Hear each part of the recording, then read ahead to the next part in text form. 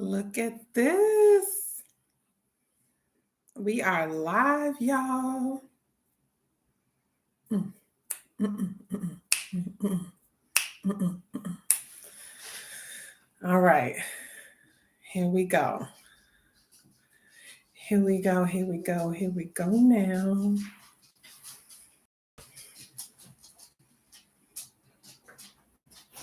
Are you going to live with me? Oh boy. I might have to introduce him before I even introduce myself. Can you get down? Thank you. Hello, guardians and friends, parents and friends. My name is G. Marie, and you are tuning in to the first ever live with Managing with G. Marie. So I'm excited to have you all here. I have a crazy dog, and you may be hearing him a little bit, but he doesn't really bark much. So maybe I'll be lucky enough where I won't have to deal with any crazy shenanigans today. Okay, so also just to let you guys know, we are also going to be live on Instagram tonight. So whatever platform you're tuning in from, you know, it's wonderful. Just get here, get here because I'm happy to have you here. So awesome. Okay, so once again, my name is G. Marie. I own a parent education company called Live and Manage. And I'm really proud of this company. I come from some humble beginnings, so I want to talk a little bit about that first and kind of give you guys a snippet of my parenting journey so that you can kind of know how we all got here, right? Why are we here? Why are we here? So, first things first, I am a mother of three, a diverse learner teacher in Chicago here on the city south side. I am also an entrepreneur, as I stated earlier. And one of the things I'm super passionate about is building up families for sure, because I understand that when you're building up families, you're building up communities, you're building up generations, and you're building up nations along the way. So I'm excited to share information that I find, information that I know at all times to help parents get to a place where parenting is manageable, because parenting can be a lot and there's no manual, and I certainly don't know everything. But what I do believe in is that, we can really build a community of parents who share their experiences and their journeys. And as they do, um, other parents will begin to find that connection in other people's stories. I know personally, lots and lots of conversations along my parenting journey have led me here. I have been through lots and lots of different things as it pertains to um, parenting and co-parenting and marriage and divorce and all of these different aspects of blending families and so on and so forth. So I'm happy to share those experiences with you. But first, I want to get into why are we here tonight, right? Well, I had my children at 16 and 19 years old. I was a teen parent. I really and truly believe that this affected so much of my mindset about parenting because of just having children really young and kind of having a supportive community, but a community that felt more like they needed to take over and take charge as opposed to kind of allowing me to come into my parenting on my own. I knew no more nor less as a 16-year-old mom than some 30-year-old moms know, right? But the difference was, access, income, and how my support system viewed me, because I was in a space of just being a child to them. And so I kind of rolled through life really trying to prove and prove and prove and prove that I was like the best parent possible. And I made so many mistakes along the way. And so 18 years later, after 18 years of parenting, I am absolutely and undoubtedly convinced that having community and building a village is one of the absolute best things you can do as a parent, and everything else is like, we will figure it out along the way. So, my first disclaimer was I don't know everything. My next disclaimer is, when you have more than one child, the thing is multiple personalities, right? So you have to kind of handle children according to their personalities. So tonight we're going to get into 30 questions that parents have asked me over time, and I'm going to tackle those questions. And tonight's topics are going to be about teenagers. So as we're tackling those questions, I want you to keep in mind that you still have to do what is best for you and for your individual parenting situation. And so that's just like the first thing that I really wanted to get into and make sure you guys like knew and understood. It's not really foolproof, right? But here we go. Okay, so this question comes from Cleveland, Ohio. What can I do to support my teenagers' mental health? I love this question. What can you do to support your teenagers' mental health? So I think that the very first thing is to be a listener. Sometimes that's really hard when you're a parent and you're an adult. Depending on how young or old you were when you had your children, sometimes we forget that we were teenagers too. And what that was like and how that felt and the up and down of emotions. That's almost like a faded memory. So the first thing is when you want to support mental health, you want to first show your child that they have a tribe, right? They have you, they have the support of whomever that village is, and also taking care of your own mental health because children, teenagers often see how we handle things and they can mimic that or they can go in the totally opposite direction. So that's back to that personality disclaimer, where you win some and you lose some, and some teenagers are going to respond to the way you do things a certain way and some aren't. I definitely think that during those hormonal periods of 6th and 7th and 8th grade, I think therapy is a plus. I know that in some communities, therapy is frowned upon. But I do believe that they're just in the news and the media in this time in life in the world. I think there's been a bigger call for the protection and the monitoring of mental health. That saying we say, check on your strong friends. So even that kid that's really strong and like handling everything and has it all together, right, still struggles in some way. And so you handle mental health and you promote mental health by first being a great listener, hearing your kids out, asking them the things that they've thought of for the solutions, right? Things that they may want to be different. How would you like to change the situation that you're in? If you could imagine your ideal situation or your ideal situation for this thing that's happening, what would that look like for you? So I think that the listening piece is really big with parents. And I think sometimes we miss the ball a little bit, but that's okay.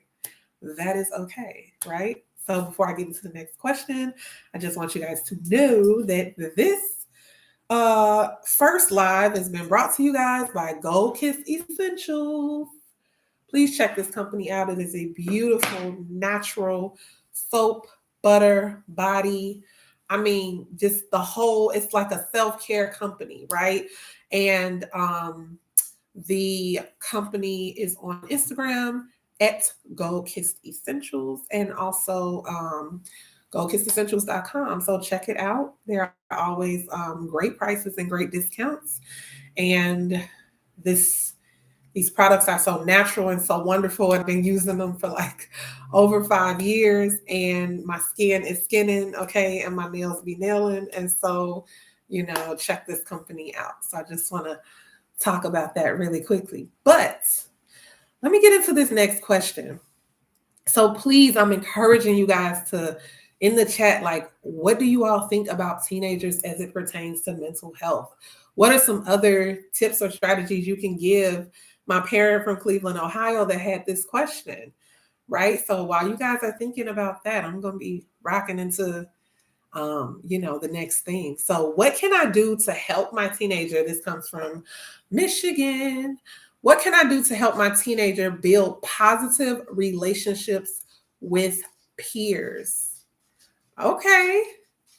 So, one thing about that is, once again, as parents, we have to be reflective on our own situations and kind of what our children see from us. But then also, it's important to, what kind of person are you being to your children for them to go into the world and be to other people, right? Like, are you an aggressor? Do things frustrate you really, really bad? And is your child the type of person to maybe take this and cater this into their relationships with peers?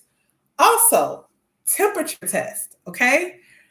Asking your child what they want out of their peer relationships.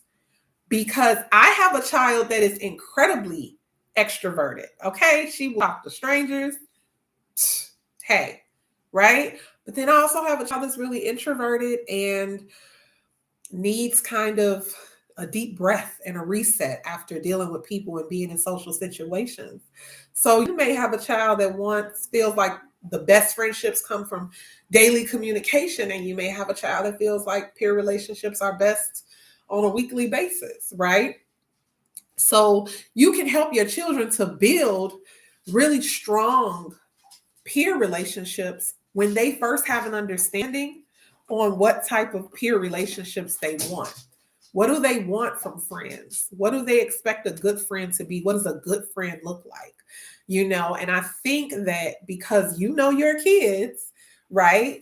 Once you get the answers to those kind of questions, I think that everything else will follow itself along, right? You'll be able to find out what your child is looking for in a friend, what they think good friendships are, and how they view healthy relationships. So always ask questions, parents. Like, ask questions, be good listeners. These are themes that are going to consistently come up, as I'm answering questions, because I just feel like this is a great foundation, to figuring this out. How do I navigate? Oh, this question, this question is coming in from Texas.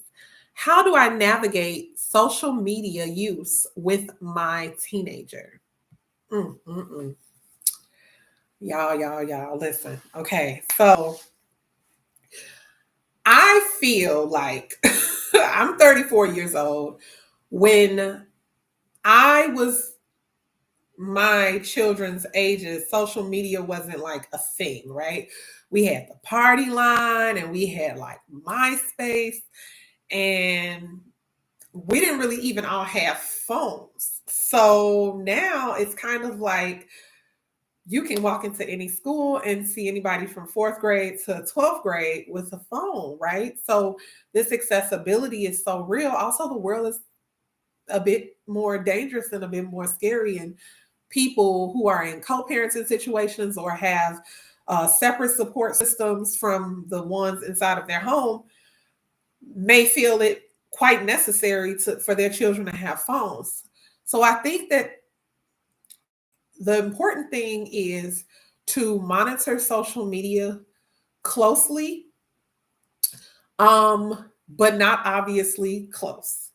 So I think that in the beginning, and this is where I just think we sometimes drop the ball. I think that having a test run, having a test run where maybe a social media account is set up in your name, where Maybe a social media account is on your phone and they can use it to make videos or use it to talk to friends or things like that, but not something that they have access to all of the time. And we run a test run to see, how responsible can they be. Now, the true test is, you know, once mom is no longer in control of this account, what do we get into, right? But that's when conversations come into play, right? Asking your children about what they think social media is even for, and just hearing like what their responses are and what they're coming up with. What is social media for? What is the purpose? How is it going to help us? How is it going to further what we're doing? How can we use it? And also introducing other healthy ways to use social media. So maybe your child wishes to be an entrepreneur, or maybe they would like a community to talk about a particular cause or a topic.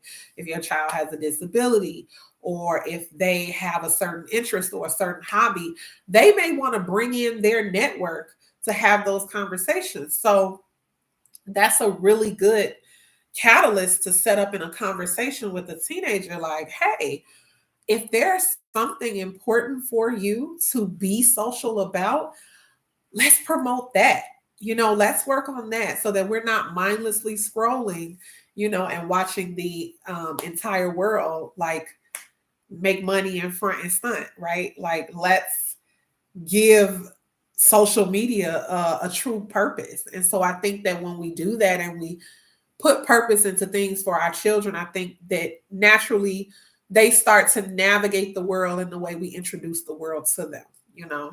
So once again, you can hop in the chat and tell me anything that you feel about any of these questions or any of your own answers that you might have, right? Go crazy.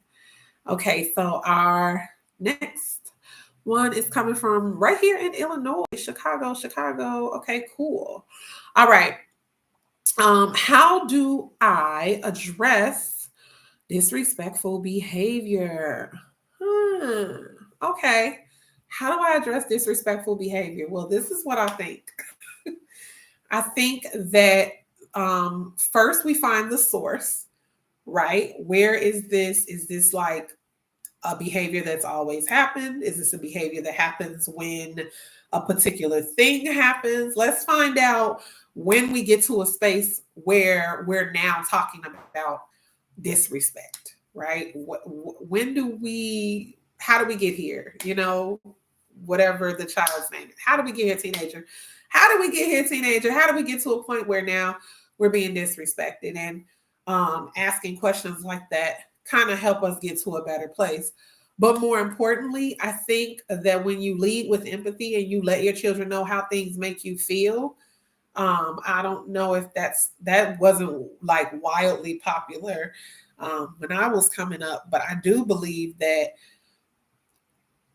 teens have a better sense of empathy when you're not on guard and being like so tough. I think especially as single parents, we feel like we have to be like all the parents, but we really don't, right? We can really just be whatever the role is, right? Like, I'm mom, I'm loving, I'm compassionate, I'm caring. If you disrespect me, I'm going to let you know like how that made me feel and how that makes me view you, right? Because ultimately the world is going to have a harsher reaction to your teen. So you don't want to give them a harsh reaction. You want to give them tools to be able to change things that are not going to suit them within their personalities. Okay. All right. Here we go. So this is like a similar question. All right. So how do I so this is the part about like not having my glasses, because I don't know. What are some strategies for communicating with my teenager? This is coming out of Wisconsin. Strategies for communicating. Oh, so I love this because some kids are talkers, and you can talk, and that's what they know, right? I have a kid like that. I also have a kid that's like, you can keep it short and sweet, and they'll be fine. Like, you don't even have to do a lot, right? You don't have to do a lot at all. Um, but I think that some tips for communicating is like creating a culture of communication. So that could be talking at the dinner table about our highs and lows, right? My sister does that in her household. I have Sunday meetings with my kids. I have Sunday meetings where we sit down, we tackle the week that's coming ahead of us. We talk about the week that was behind us because we're really busy. I have an adult teenager in my house. She's 18. She's also an entrepreneur. She's a wonderfully talented and amazing kid. She's graduating high school. She's been accepted into college. And so she's incredibly, incredibly busy all the time. And so we've created a culture of, first of all, using some really awesome tech tools to be able to sync our calendars and like kind of follow and watch, what each other needs to do, and not to like some extreme excess. I definitely do the Find My thing, right? We have a Find My app. She knows where I am. I know where she is. That's just where we at. Like, I live in Chicago, Illinois. Things are a little rough. These girls like to tussle. I need to make sure my kid is okay. So to me, that is a part of communication. And we did have communication before I went into that. I didn't just start like tracking her location without her knowledge, right? She understands the importance of us kind of knowing where each other are and, like why that's important for our travels or, situations or whatever. So our weekly meetings, I feel like, have been the most beneficial for communicating, because I think that it really allows a cool down to just discuss.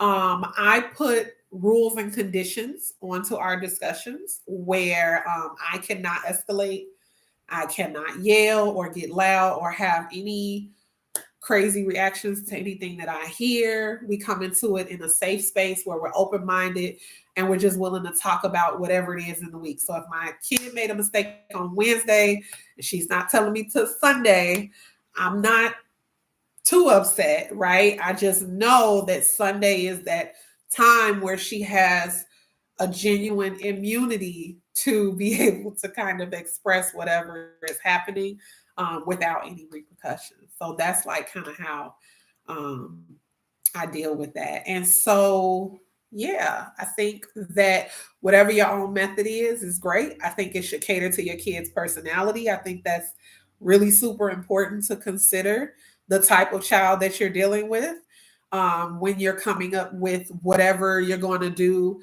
to satisfy, the best communication, and just having a conversation about why communication is important. You might have a kid that doesn't like to communicate. They might have a different way, of voicing whatever their concerns are. So, sometimes you also have to view your children as people and just respect them as people. And so, as hard as that may be, there's a relinquishing of like control that puts you back in control, right? When you kind of give it up a little bit, right? So how can I facilitate comfort, and have my child be okay with expressing themselves without feeling like they're disappointing me or letting me down, or like there's going to be some massive volcano eruption that happens along the way, so those are things that, yeah. And then, so this brings me to my next question, which comes in from Ohio once again. Hello. People in Ohio know me. What's going on? Okay. So, how do I balance giving my teenager independence with keeping them safe? So, that's just like kind of what I was saying about the whole communicating and find my check-ins. I don't know. That's what I do. I do check-ins, right? So, wherever my kids are going, I'm just like, hey, you can send me a text that says POL, okay, proof of life. It don't have to be fancy, nothing. Now, have I had situations where maybe my kid forgot to text me when they got somewhere? Maybe. But, how long is it going to take you to get to, wherever it is, from home to here? Am I dropping you off?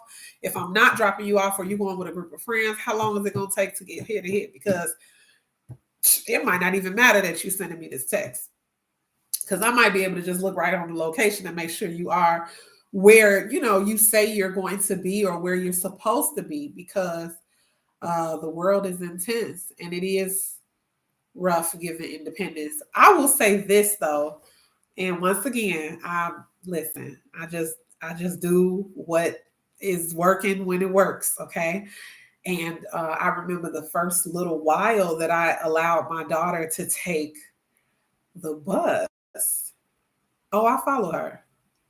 Oh yeah, for real. No shame. What? You see my face? No shame. I'm not, no.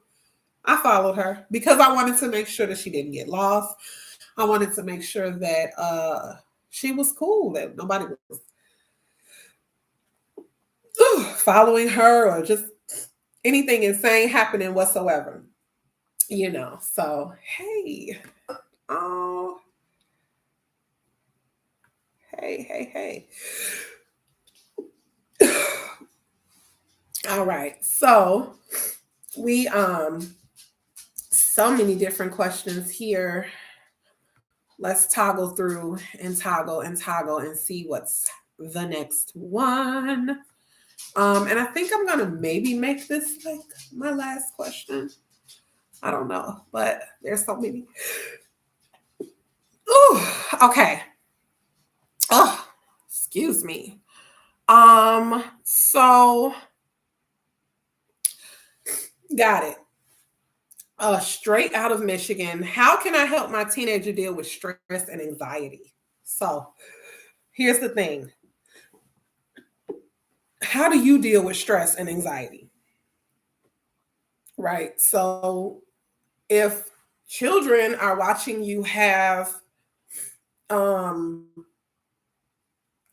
dramatically aggressive reactions to things that are small, things that can be changed, things that can be helped, then they're kind of consistently experiencing someone be a bit over the top about things that may not be over the top, right?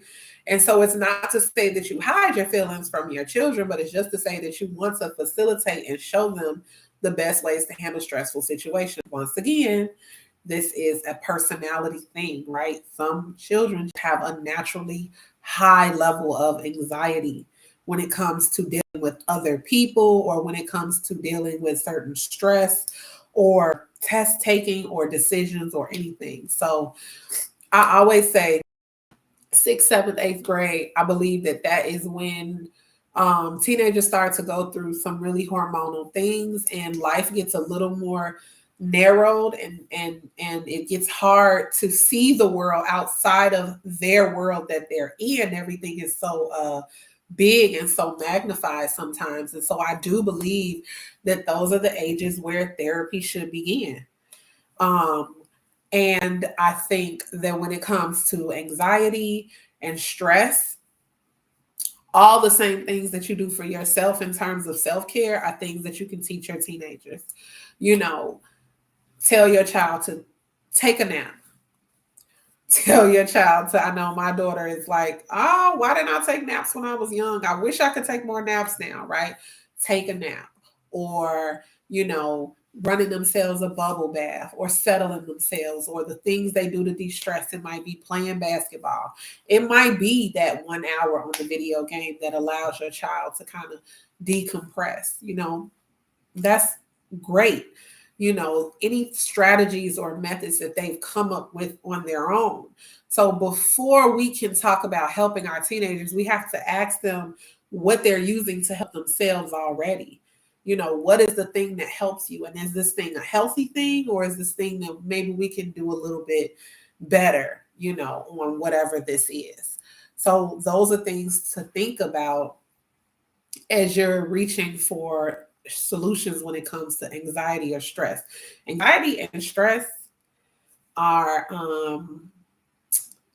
things that are going to consistently show themselves and rear their heads throughout life. And so, teaching methods that are going to show teenagers how to cope very early is like gold. Like, yes, do that.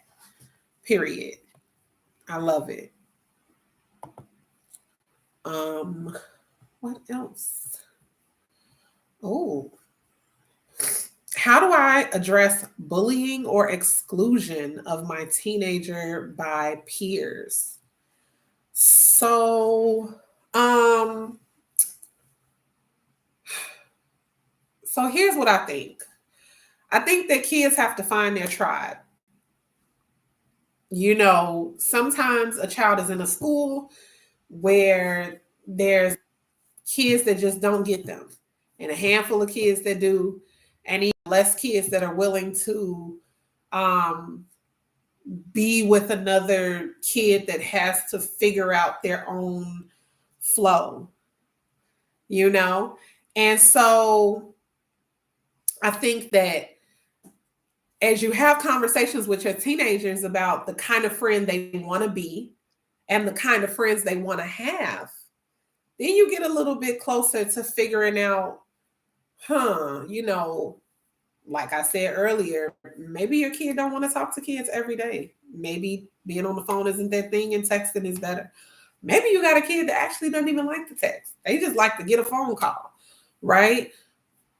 Thinking about what works for your child's personality, where they are, and meeting them where they're at, and allowing them a chance to be able to express themselves. Hey, you know, this is what I like. This is what I don't like. Teenagers know what type of people they want to be around and what type of people they don't want to be around. They know. They know. You know why? Because you get on their nerve. Right. You get on their nerve. So they know what things get on their nerve and what things do not get on their nerve. They know the things that make them really, really happy. They may not be able to carefully identify their love language or be like solid in that, but they know the things that make them feel good. And you know, if your kid gets happier when you make the meal they wanted, or if they get happier when you bring home a gift. Are they happier with you cooking the food, or are they happier when you order a pizza? Right? What kind of child are you raising? What kind of teenager are you cultivating through the things that you show, right? And through the ways that you reflect handling life and handling stress and handling anxiety and handling all the things, right? So I like to talk to parents about being reflective and looking within yourself and looking at the way what you're showing in your everyday household, right? You can't teach your kids how to come in and leave school stuff at the door if you coming in and you're not leaving work at the door. Like, why you cussing your kids out over what happened at work, right? So we have to really just be thoughtful and completely mindful of like what we show, but also mindful of the types of personalities that our kids have and the routines that are set up in our house, right? So that just brings me to another thought, like parents and routines and communication. So I do Sunday meetings. We sit, we talk about what's going to happen. We talk about what already happened. And then we sit down with this calendar and we're like, everybody has something to do. This meeting is not more than 30 minutes, you guys. Like, I've been talking to you all longer than I sit and talk to my kids on Sunday. Okay. And that's just because we've been rolling with it for so long now that it's just a very hit, boom, boom, boom, boom, boom. What does everybody have to do? Got it. We retreat, right? And because I opened up Sundays as such a, you know, you're immune from any sort of punishment for your confessions type of day. It's also opened up those conversations throughout the week where they feel like a little bit more comfortable. And my parental anxiety has went down tremendously from my income increasing, from so many things that have relieved stress as opposed to before.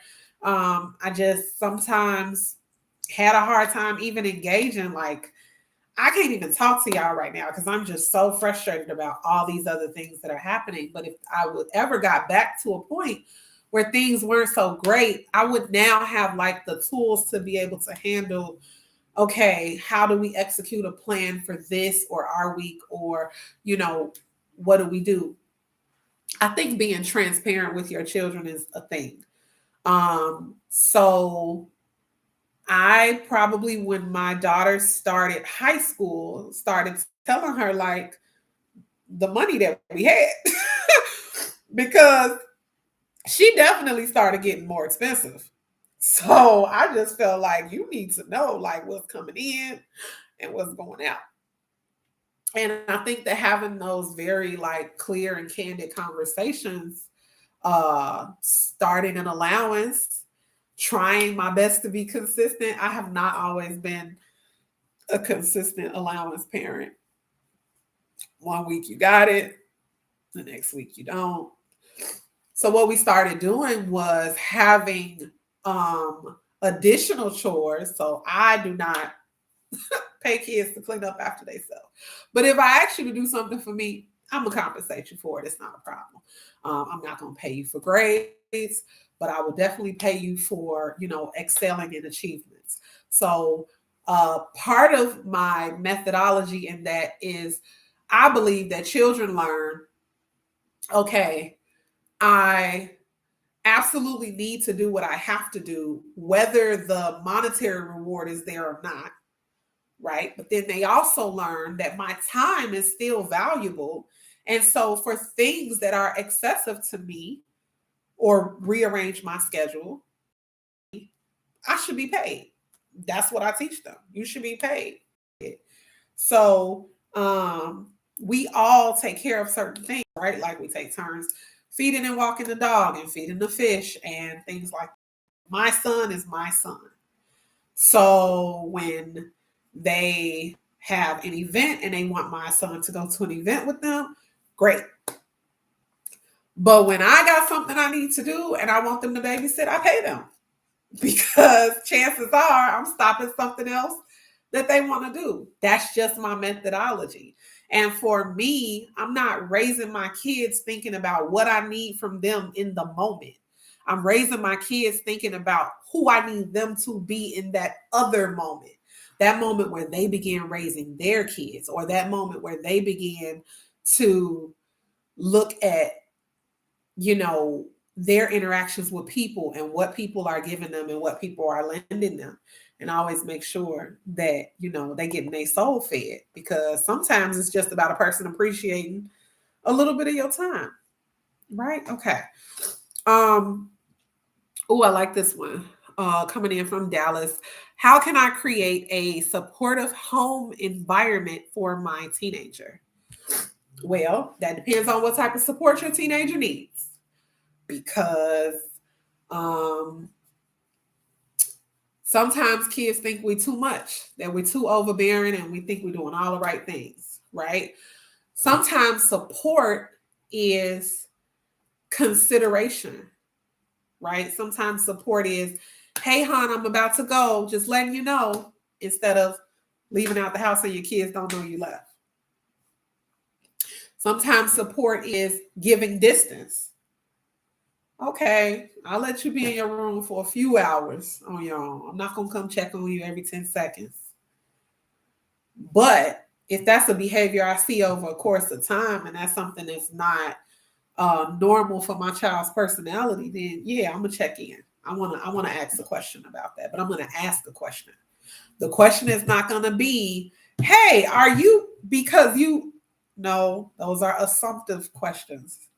You want to ask real questions, right? Questions that you don't already know the answer to, or you don't feel like you already know the answers to.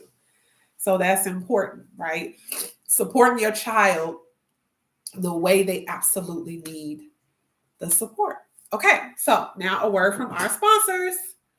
So, the other company that this wonderful live is brought to you in part by is called Your Highness Divine Detox. So these juices are everything. Okay, I have them with me now. This wonderful business owner, is uh, specializes in just holistic everything. So this is like ginger, turmeric, cayenne. It's crazy, and it has such a spice to it. But it is so healthy. It should only be taken as like a shot. Cleans out your blood system, clears out mucus.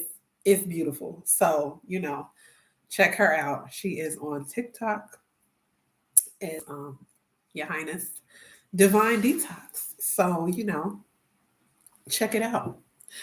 Um, like I said, support is about the way in which your child needs to be supported. And that's something you got to ask questions about. Getting comfortable with a conversation. Now, what if I have a teenager that do not talk to me? They don't got nothing to say. What am I going to do? What am I going to do if they don't have nothing to say? Well, there's a reason why they don't have nothing to say, right? So you have to find out. And I think I have a few teenagers on my chat. Give me some suggestions. If I got a teenager that does not want to talk, what do? I leave them alone. I let them talk. How long are they talking? How long am I leaving them to sulk or do whatever they're doing? Tell me that. Drop that in the chat for me. Because that's my question. Now I got a question. Because, right, you give routines and you give all these great tools for communication and things. And it's like, you want to maybe figure out, why this one thing maybe isn't going your way. But I think that every teenager needs their person that they're most comfortable talking to. And you got to be okay that sometimes that's not you. Sometimes you're not the person, you're not the shoulder that they want to cry on. You're not the bearer of personal information. Sometimes it ain't you, boo. Or bruh. Sometimes it ain't you. And that's okay. But as long as it's such a blessing for your child to have someone to talk to, whomever that is. So let's just like rejoice and be glad in that part. Um, I suggest all the time, and I'm going to wrap this up, but I suggest all the time that parents have a reflective nature in their own parenting practices and also in how they were parented. Tapping into that inner child and kind of seeing how that made you feel, those interactions, what your support system was made up of. Was it stepdads and uncles? Was it aunties? And, were you a man that grew up in a house full of women? Were you a young lady that grew up in a house full of guys? How do those things affect your personality? And how do they affect the ways that you give support? And did it even affect your support? Like, are you a well-rounded, ready to go individual? But I think that we all have healing to do that comes from our childhood and comes from sometimes even our adulthood decisions and mistakes that we've made. And I think that the sooner we start that healing process, it's perfectly fine to teach your children how to start on those processes too. Managing stress and managing anxiety. Well, how do you do it? Are you seeking out therapy and getting the tools that help you do that? Are you coming into a community of other parents to be able to hear a little bit about what other people are going through? Because sometimes that's the ticket. Sometimes, let me tell y'all, sometimes that's the ticket. That's the whole beginning and end, is having other people to listen and hear, whatever it is. So, yeah, That's it. That's all. Thank you guys for running through these questions with me. This was really exciting. My first live. I want you guys to know that I have a parenting community called the Guardians Academy that is on Facebook. And if you follow me on Instagram at the Guardian Teacher, you can click my link in bio to find my private parent support community. It's absolutely free. I got nothing to sell, y'all. I am simply wanting to build an excellent support community where parents can come together, discuss these type of questions, discuss the answers, work to share, work to heal, and work to grow. So thank you for joining me on this live. Bye, Guardians. I love y'all. This was so much fun. This was so much fun.